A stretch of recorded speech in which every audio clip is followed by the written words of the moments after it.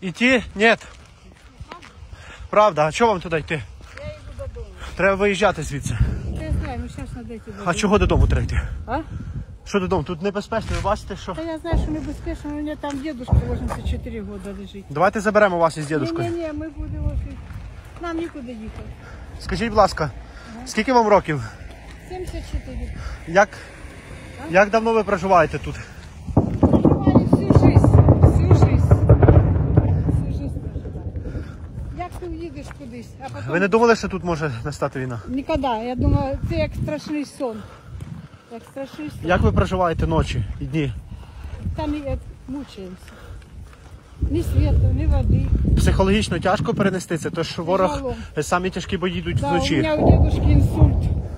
Он вообще все попутал уже.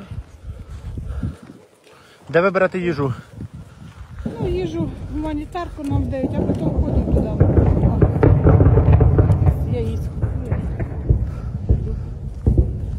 Як відомо, у вас питання з водою. Нема води.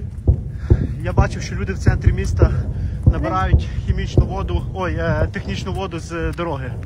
Набирають для того, щоб, можливо, постирати або помити Ну, посуд. понятно. Ну, така технічна вода, ще можна знайти. А питьевой нема, он там продається в магазині. 60 гривень, 6 літрів. Ну, все. Тяжело, очень. Очень тяжело. Хочется...